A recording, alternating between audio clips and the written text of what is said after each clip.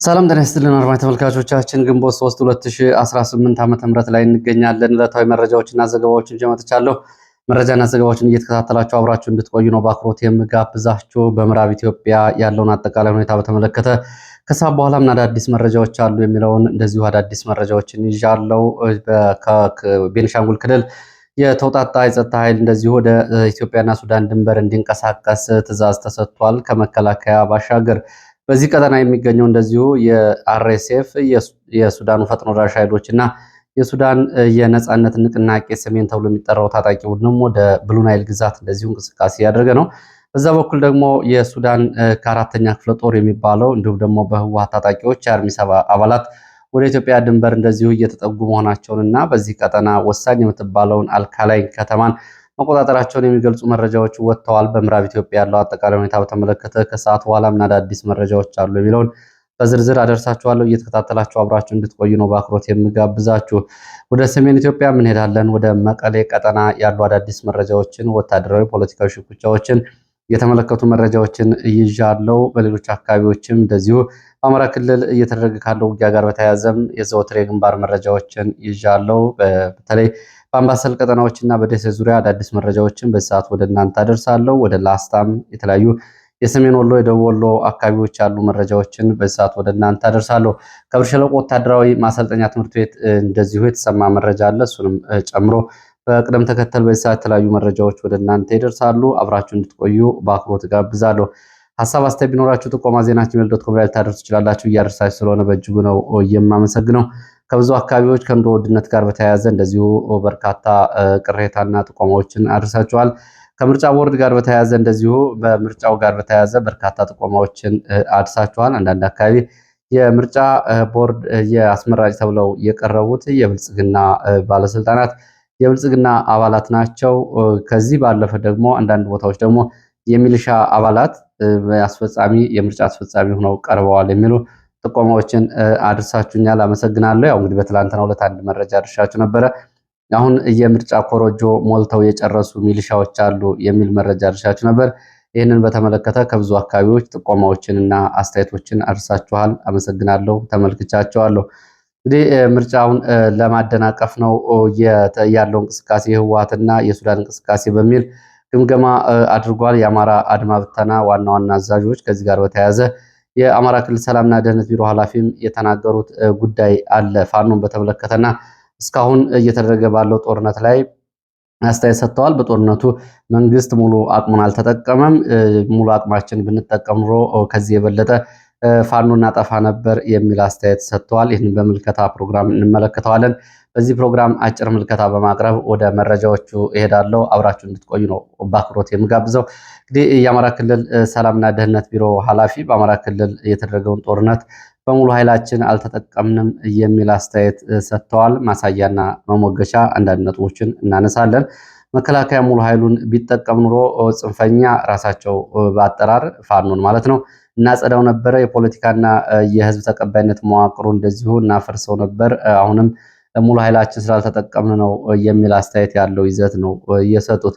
እስኪ በአማራ ክልል ያለውን ጦርነት በተመለከተ የስምሪትና የ3 ዓመት አጠቃላይ ሁኔታውን በተመለከተ መረጃዎችን ወደ እናንተ ላቅርብ። እንግዲህ ለምልከታ ሰውየው እየተናገሩት እና መሬት ላይ ያለው እውነታ ምን ይመስላል የሚለውን አድማጭ ተመልካቾቻችን ለዚህ እንግዲህ የራሳችሁን መረጃዎች ወይም ደግሞ የሰዎቹ እየተናገሩ ያሉት ንግግር ወታደራዊ ፖለቲካ ወይስ ደግሞ ፕሮፓጋንዳ ከሚለው ጋር ነው የሚነጻጸር የሚለውን ለማሳየት ያክል እንግዲህ በአማራ ክልል በአለፈው የ2015 ሐምሌ ላይ የተጀመረው ጦርነት ከዛ ቀደም ብሎ ሚያዚያ ላይ ሰኔ ላይ እንደዚሁ ነበሩ።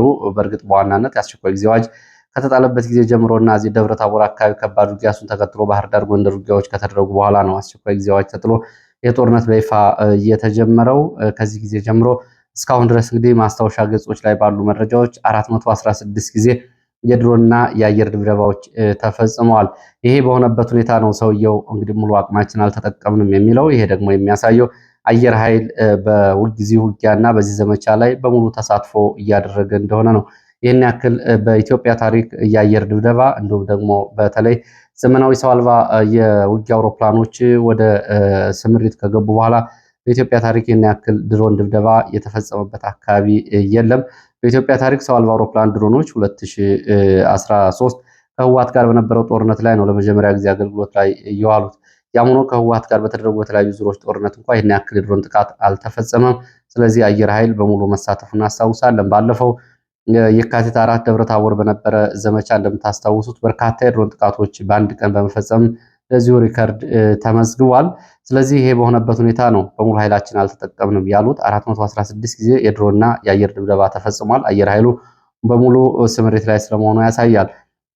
ሩብ ሚሊዮን ሚሊሻ በዚህ ጦርነት እንደዚሁ እየተሳተፈ ይገኛል። ሩብ ሚሊዮን ሚሊሻ በምን ያህል የሰው ኃይል እንደሆነ እንግዲህ ይህንን መገመት አይከብድም። ይህን ያክል የአማራ ክልል ይህን ያክል ሚሊሻ አሰልፎ ነው እንደውም ቁጥሩ አንዳንድ ጊዜ ምርጥ ሚሊሻ፣ ሰላም አስከባሪ በሚል ከፍ ሊል ይችላል። ከዚህ የግልና የመንግስት ሚሊሻ የግል ታጣቂና የመንግስት ታጣቂ በሚል ይህን ያክል ሚሊሻ ተሳትፎ እያደረገበት ነው የሚገኘው። ሌላው ከ68 ሺህ በላይ የአድማ ብተና አባላት በቀጥታ በዚህ ውጊያ አክቲቭ ወይም ደግሞ አፍላ ውጊያ እያደረጉ ወይም ደግሞ በግንባር ስምሪት ላይ ይገኛሉ፣ በግዳጅ ላይ ይገኛሉ። ክልሉ ያለውን እንግዲህ ሚሊሻና ልዩ ኃይል በዚህ ስምሪት አድርጓል። ከዚህ ባሻገር ቁጥሩ ያልታወቀ የፖሊስ ሰራዊት እንደዚሁ በዚህ ውጊያ እንዲሰማራ ተደርጓል። ከዚህ ከክልሉ ጸጥታ ኃይል ባለፈ የሀገሪቱ 2/3 የሚሆነው የእግረኛ ሰራዊት በአማራ ክልል እንዲገባና በዚህ ዘመቻ በተለያየ ጊዜ እንዲሳተፍ ተደርጓል። በቁጥር ለማወቅ አስቸጋሪ ቢሆንም እንደዚሁ ደግሞ የባህር ኃይል ኮማንዶ የሚባለው በአማራ ክልል ጦርነት በሸዋ ቀጠና ስምሪት ማድረጉ ይታወቃል። በተለይ በሸዋሮቢት ዙሪያ በሚገኙ ተራራማ ቦታዎች ራሳን ጨምሮ እስከ አርማንያ ድረስ ባሉት አካባቢዎች የባህር ኃይል ኮማንዶ መሰማራቱ ይታወቃል። ሌላው እንደዚሁ በባህር ኃይል ኮማንዶ ባሻገር የልዩ ኃይሎች ዘመቻ የሚባለው ልዩ ኮማንዶ፣ ሪፐብሊካን ጋርድ፣ አየር ወለድ ኮማንዶ ሁሉም ክፍለ ጦሮች በሚባል ደረጃ በሸዋ ቀጠና በአማራ ክልል እንዲገቡ ተደርገዋል። ዋና አዛዡ ጭምር ሹማ አብዴታ እዚህ ደብረ ብርሃን ጊዜያዊ ማዘዣ ጣቢያውን አድርጎ ዘመቻ እየመራ ይገኛል። እንግዲህ ይህንን ለማሳያነት የምናነሳው በምን ያክል ደረጃ አቅማችን አልተጠቀምንም የሚለውን ንግግር ባዶ መሆኑን ለማሳየት ነው። ከዚህ ባሻገር ኢታማጆር ሹሙ ጀነራል አበባው ታደሰ የሚመራው እንግዲህ 4 ኮማንዶ ተቋቁሞ የኮማንድ ኃይል ያለማቋረጥ በቀንና በሌሊት ከአሁን በፊት ውጊያ መደረጉ ይታወቃል። አንዱ ማዘዣ ጣቢያውን እንደዚሁ ባህር ዳር አድርጎ የጎጃምና የደቡብ ጎንደር ቀጠናዎችን፣ አንዱ ኮማንድ ደግሞ ጎንደር ከተማ ተቀምጦ ጎንደር ከተማ ምዕራብ ጎንደርን፣ ወልቃይትን እንዲሁም ደግሞ ሰሜን ጎንደርን ጨምሮ ይህንን ቀጠና እንዲሁም ደግሞ ሌላው ኮማንድ መቀመጫውን ደሴ አድርጎ ከዋግ ኽምራ፣ ሰሜን ወሎ፣ ደቡብ ወሎ እና አካባቢው ደሴ ከተማ ጨምሮ የምዕራብ ወሎ ወረዳዎችን የሚመራ ኮማንድ፣ ሌላው ኮማንድ ደብረ ብርሃን ተቀምጦ ኦሮሞ ብሔረሰብ ዞን ደብረ ብርሃንና ሰሜን ሸዋ አካባቢዎችን ይዞ ኮማንድ ተቋቁሞ ነው ዘመቻ እየተደረገ ያለው። እንግዲህ ከዚህ በላይ የትኛው ኃይል ሊመጣ ነው? ኃይላችን አልተጠቀምንም የሚለው ንግግር የሚለውን ለማሳየት ነው። እንግዲህ አሁን በሙሉ አቅማችን አልተጠቀምንም ማለት ነው የሚለውን በእነዚህ መረጃዎች ሞግተናል።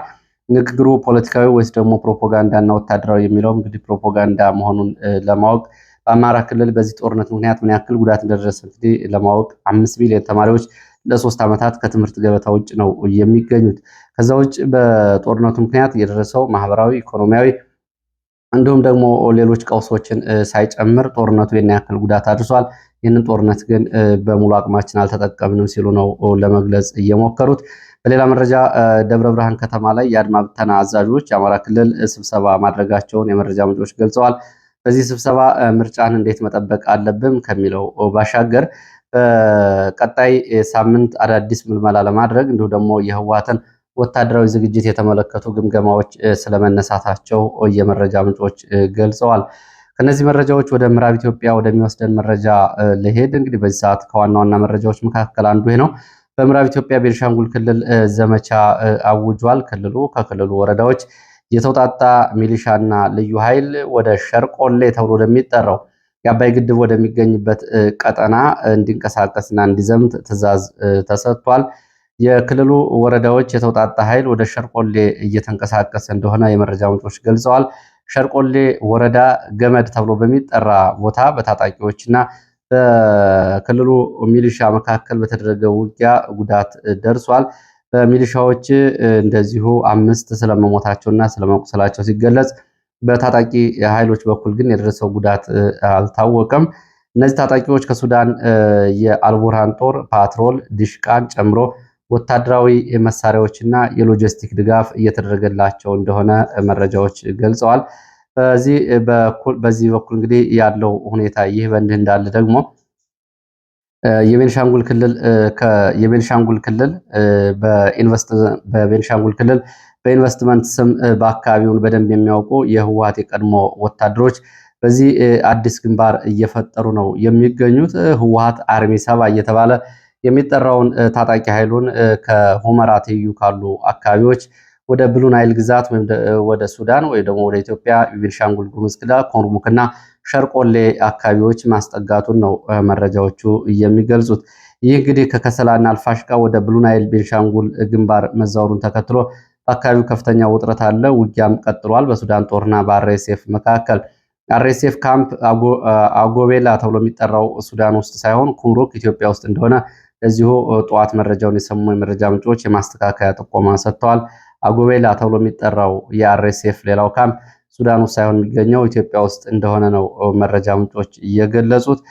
ካሶሳ ዳቡስ እንዲሁም ደግሞ ከዳቡስ ወደ አጎቤላ ተብሎ ወደሚጠራው አካባቢ ወታደራዊ ቴክኒካል ተሽከርካሪዎችን የጫኑ ሎቤዶች ዛሬ ወደ አጎቤላ ተንቀሳቅሰው ለመሐመድ ደጋሎ ጦር ማስረከባቸውን የመረጃ ምንጮች ገልጸዋል።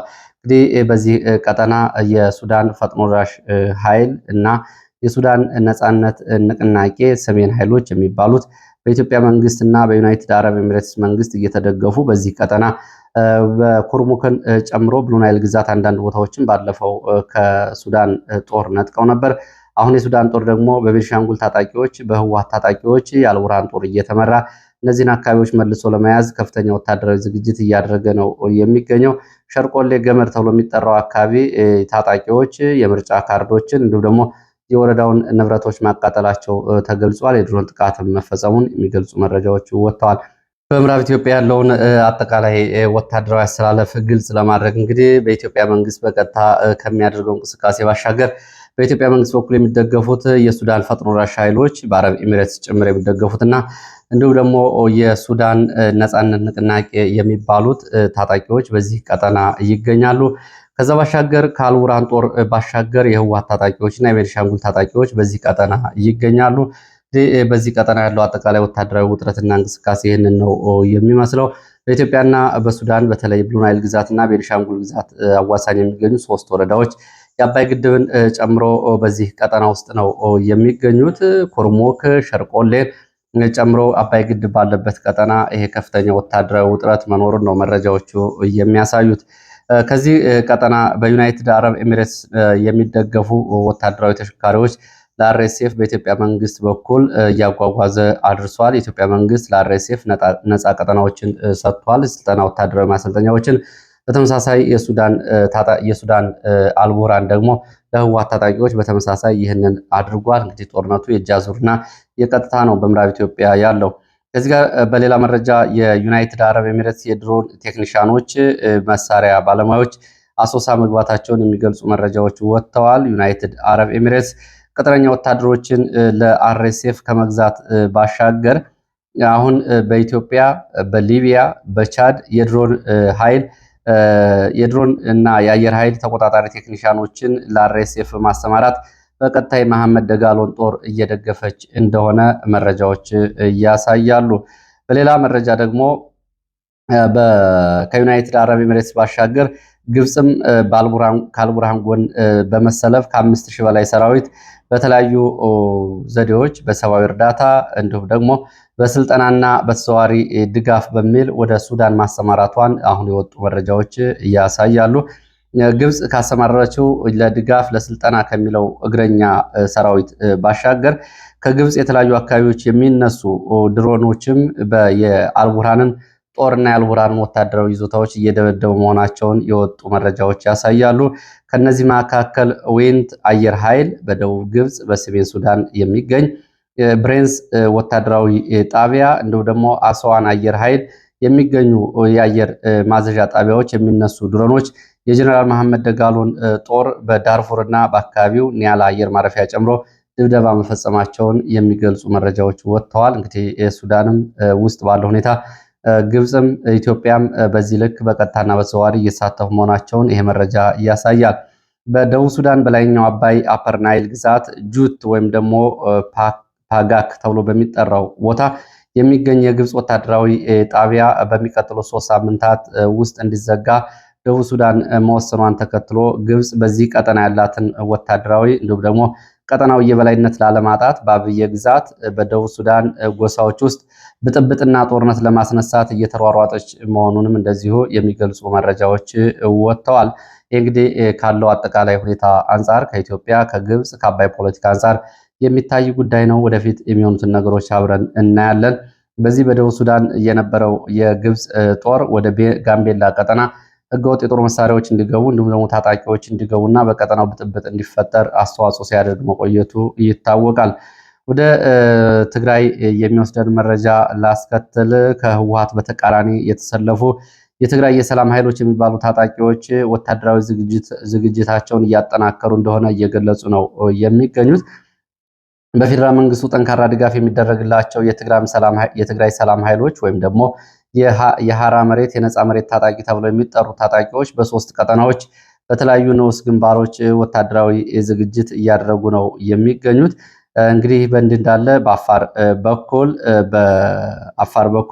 በአራት ንዑስ ግንባሮች፣ በዋግ ኽምራ በኩል በሁለት ንዑስ ግንባሮች፣ በተከዜ በሰሜን ጎንደር ምስራቅ ጠለምት በኩል በሁለት ንዑስ ግንባሮች እነዚህ የትግራይ የሰላም ኃይል የሚባሉ ታጣቂዎች እንቅስቃሴ እያደረጉና ወታደራዊ ዝግጅት እያደረጉ መሆናቸውን የሚገልጹ መረጃዎች ወጥተዋል። በራያ ቀጠና ራያ ዋጃ አቅራቢያ ቦታ ማርያም ተብሎ በሚጠራ ቦታ የህወሓት ታጣቂዎች ዛሬ ከማለዳ ጀምሮ በቡድን መሳሪያ እና በነፍስ ወከፍ መሳሪያ የታገዘ የውጊያ ልምምድ ሲያደርጉ እንደነበር የዓይን እማኞች ከቦታው ገልጸዋል። ከዚህ ከራያ ከቦታ ማርያም ባሻገር ሞሃ ለንጫ ተብሎ በሚጠራ ቦታም እንደዚሁ ለግማሽ ቀን የቆየ የዲሽቃ የብሬን ልምምድ የህወሓት ታጣቂዎች እያደረጉ ይገኛሉ። ያው እንግዲህ የህወሓት ዘመቻ መክት በሚል ያለው ወታደራዊ እንቅስቃሴና ፖለቲካዊ ውሳኔ የሎጂስቲክ ማሰባሰብን በተመለከተ በጠዋት ጊዜ ከቀረበው መረጃ ላይ ልትከታተሉ ትችላላችሁ። ሰነድም ጭምር ተሰራጅቷል። ይህ በእንዲህ እንዳለ መቀሌ የቡድን ሽኩቻ እንደገና አይሏል ተብሏል። በቡድን ሽኩቻው በጀነራሎች እንዲሁም ደግሞ በፖለቲከኞች የሚደገፍ አንድ እንቅስቃሴ መኖሩን የሚገልጹ መረጃዎች ወጥተዋል። የቡድን ሽኩቻው እንግዲህ በተመረጡ በ5 ቀናት ውስጥ ደብረጽዮን ከወታደራዊና ከህወሓት ቁልፍ ሰዎች ውስጣዊ ሽኩቻ ገጥሞታል ነው የተባለው። በነ ሞንጆሪኖ የሚመራውና በወታደራዊ ቡድኑ በኩል ድጋፍ ያለው ይህ እንቅስቃሴ ደብረጽዮን የክልሉ ፕሬዚዳንት እንዲሁም ደግሞ የህወሓት ሊቀመንበር መሆን የለበትም የሚል እንቅስቃሴና ተቃውሞ ነው እየተሰማ ያለው። ከወታደራዊ ቡድኑ ጀነራል ኃይለስላሴ ደብረጽዮን ጎን ሲሆኑ፣ ሌሎች ግን አዲስ ፊት ያስፈልጋል፣ አማኑኤል አሰፋ ሊቀመንበር መሆን አለበት የሚል እንደዚሁ እንቅስቃሴ እያደረጉ ነው የሚገኘው። ይሄ እንግዲህ ደብረጽዮን በህወሓት በኩል ያለውን ተቀባይነትና ከአሁን በፊት የገጠመውን ስትራቴጂክ አመራር ውድቀት ምክንያት አድርጎ የህወሓትን ተቀባይነት ያሳጣብናል በሚል ነው ይህ እንቅስቃሴ እየተደረገ ያለው ብሏል የመረጃ ምንጮች። ያም ሆኖ በምክር ቤት ተመርጧል የተባለውን ደብረጽዮንን በአጭር ጊዜ ከህወሓት ሊቀመንበርነት እንዲሁም ደግሞ ከትግራይ ክልል ፕሬዝዳንትነት ማንሳት ቀላል የማይሆን ጉዳይ እንደሆነ እንደዚሁ አስተያየት ሰጪዎቹ ገልጸዋል። ወደ ሌሎች መረጃዎች እሄዳለሁ። ወደ ሌሎች መረጃዎች ሲሄድ ታዋቂ ግለሰቦችና አርቲስቶችን እና የማስታወቂያ ባለሙያዎችን የተመለከተ መረጃ ነው። ባለፈው ወር በቁጥጥር ስር ውለው እስር ላይ የቆዩት የታዋቂ ግለሰቦች አርቲስቶችና የማስታወቂያ ባለሙያዎች ዛሬ በዋስትና እንዲለቀቁ ፍርድ ቤት መወሰኑን አዲስ አበባ የወጡ መረጃዎች ያሳያሉ።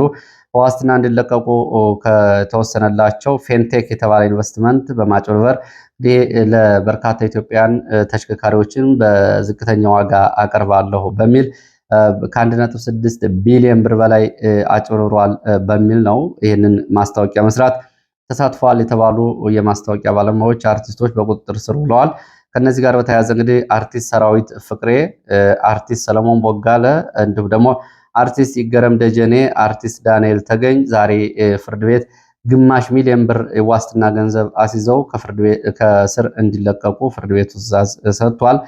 ካሊድ ናስር፣ አብርሃም ግዛው እንደዚሁ በ400 ሺህ ብር ዋስትና እንዲወጡ ሲታዘዝ እነዚህ ሰዎች በዋስትና ቢለቀቁም ከሀገር እንዳይወጡና እንዳይንቀሳቀሱ ትዕዛዝ ተሰጥቷል ፍርድ ቤቱ። ሌላው መንሱር ጀማል ግን አቃቢ ሕግ ዋስትናውን በመከልከሉ ምክንያት ሌላ ተለዋጭ ቀጠሮ ተሰጥቶበታል ነው የተባለው። በነገራችን ላይ ይህንን ማጭበርበር ያደረገው ግለሰብ የህወሓት የቅርብ ሰው የነበረና ከአሁን በፊት ወደ ደቡብ አፍሪካ የዓለም ዋንጫ ሲዘጋጅ ኢትዮጵያን እንወስዳለሁ በሚል 38 ሚሊዮን ብር አጭበርብሮ በኢንተርፖል ተይዞ መጥቶ እንደገና ከወጣ በኋላ ነው አሁን ማጭበርበር ያደረገው። እስካሁን ድረስ እንግዲህ የት እንዳለ አልታወቀም። ብቻውን አላጭበረበረውም። እንግዲህ አምባሳደር ነዲና ሙፍቲን ጨምሮ የተለያዩ ባለስልጣናት ከለላ ሰጥተዋል በሚል ስማቸው እየተጠቀሰ ነው የሚገኘው። ምንም እንኳን እነሱ እያስተባበሉ ቢሆንም ወደ ሌሎች መረጃዎች ነው የሚሄደው። ወደ ሌሎች መረጃዎች ሲሄድ ወደ አማራ ክልል ወዳሉ መረጃዎች ይሄዳለሁ። በአማራ ክልል ፋኖ የሰራዊት ግንባታውን ቀጥሏል። በአድዋ ክፍለ ጦር 11ኛ ዙር የፋኖ ምልምል ሰልጣኞችን ማስመረቁን አስታውቋል። በምዕራብ ጎንደር ቀጠና ለወራት ስልጠና የወሰዱ ምልምል የፋኖ አባላት ስለመመረቃቸው የወጡ መረጃዎች ያሳያሉ። ከዚህ በፊት በ10 ዙሮች ስልጠናዎችን ያደረገው አድዋ ክፍለ ጦር በዚህ ሰዓት 11ኛ ዙር ሰልጣኞችን ማስመረቁን ከፋኖ የተገኙ መረጃዎች ያሳያሉ። ሌላው ከግዳጅና ከስምሪት ቀጠና የወጡ የሚሊሻ አባላትና የመከላከያ አባላት ወደ ፋኖ መቀላቀላቸው ተገልጿል። በጎጃም ቀጠናና በሸዋ ቀጠና ዛሬ የወጡ መረጃዎች እንደሚያሳዩት ብሬን የቡድን መሳሪያ ጭምር በመያዝ ወደ ፋኖ የመከላከያና የሚሊሻ አባላት ተቀላቅለዋል። ከዚህ ጋር በተያያዘ እንደዚሁ ብር ሸለቆ ተብሎ ከሚጠራው መሰረታዊ ወታደራዊ ማሰልጠኛ ትምህርት ቤት እንደዚሁ የወጡ ምልምል ወታደሮች ወደ ፋኖ ተቀላቅለዋል። ከጦላይ ወታደራዊ ማሰልጠኛ ትምህርት ቤት ወደ ብር ሸለቆ መሰረታዊ ውትድርና ማሰልጠኛ ትምህርት ቤት የተዛወሩት እነዚህ ሰልጣኞች ጸረ ሽምቅ ስልጠና ለመውሰድና በአማራ ክልል ለሚደረገው ዘመቻ ጸረ ሽምቅ ወታደራዊ ስልጠና ለመውሰድ የነበረ ቢሆንም ዛሬ 8 የሚሆኑ ሰልጣኞች ከብር ሸለቆ ወታደራዊ ማሰልጠኛ በመውጣት በአካባቢው ወደሚገኙ የፋኖ አባላት መቀላቀላቸውን የወጡ መረጃዎች ያሳያሉ። ሌላው መረጃችን ወደ አምባሰል ተራሮች የሚወስደን ነው። በአምባሰል ተራሮች ለሶስተኛ ቀን የቀጠለ ዘመቻ ዛሬም ቀጥሏል። ዳቃ፣ አበት፣ ድብል ተብለው በሚጠሩ የአምባሰል ተራራማ አካባቢዎች በሞርተርና በድሽቃ የታገዘ የእግረኛ ዘመቻ እየተደረገ ነው። በዚህ ዘመቻ ዛሬ ባለው ውጊያ የደረሰው ጉዳት በዝርዝር አልታወቀም። ከውጫሌና ከመርሳ ወደ አምባሰል ተራሮች ወደ ተጠቀሱት አካባቢዎች ተጨማሪ እግረኛ እየተንቀሳቀሰ መሆኑን የወጡ መረጃዎች ያሳያሉ። ሌላው እንደዚህ ሰሜን ወሎ ወደ ላስታ ቀጠና የሚወስደን መረጃ ነው። በላስታ ቀጠና ኩል መስክ ተብሎ የሚጠራው ዙሪያ በትላንትናው ዕለት ግንቦት 2 ቀን ለሰዓታት የዘለቀ ውጊያ መደረጉ ታውቋል። በውጊያው የደረሰው ጉዳት በዝርዝር አልታወቀም። ዛሬ ከላሊበላና ከጋሸና ዳቦ ከተማ ተብሎ ወደሚጠራው አካባቢ ተጨማሪ በሁለት አቅጣጫ እግረኛና መካናይዝድ በተሽከርካሪ እየተንቀሳቀሰ መሆኑን የወጡ መረጃዎች ያሳያሉ። ወደ ሌላ መረጃችን ስንሄድ ወደ ደሴ ዙሪያ ነው። እዚሁ ወሎ አካባቢ የመረጃውን የምናደርሳችሁ ደሴ ዙሪያ ጉጉፍቶ ተብሎ የሚጠራ አካባቢ በሚገኝ አንድ ጊዜያዊ ወታደራዊ ካምፕ ላይ የፋኖ አባላት በፈጸሙት የጥቃት የወታደሮች ጉዳት ደርሶባቸዋል። እንደዚሁ ደግሞ መሳሪያዎችን በፋኖች ገብተዋል። ልዩ ቦታው ቁልምቢ ተብሎ በሚጠራ ጊዜያዊ ካምፕ ላይ ፋኖ በፈጸመው ድንገተኛ ጥቃት ነው ወዳት የደረሰው። ከደሴ ከተማ በስተምዕራብ በኩል በቅርብ ርቀት ላይ በሚገኘው ቦታ በተፈጸመው ጥቃት የነፍስ ወከፍ መሳሪያዎች በፋኖ እጅ ገብተዋል። እንደዚሁ ደግሞ በውል ያልታወቀ ወታደራዊ ጉዳት መድረሱን የመረጃ ምንጮች ገልጸዋል። ሌላው መረጃችን ወደ ቤንሻንጉል የሚወስደን ነው። በቤንሻንጉል ምዕራብ ኢትዮጵያ ያለውን አጠቃላይ ሁኔታ ተከትሎ የቤንሻንጉል የክልሉ የጸጥታ ባለስልጣናት፣ የመከላከያ አዛዦች እንዲሁም ደግሞ የክልሉ ፕሬዝዳንት የተገኙበት የጸጥታ አስቸኳይ ስብሰባ መደረጉ ታውቋል። እንግዲህ በዚህ ቀጠና ካለው ሁኔታ ጋር በተያያዘ ነው። ያው እንግዲህ ከሁሉም የቤንሻንጉል ወረዳዎች የተውጣጣ ኃይል ወደ ሸርቆሌና ወደ ኢትዮጵያና ሱዳን ድንበሮች እንዲንቀሳቀስ መታዘዙ ይታወቃል።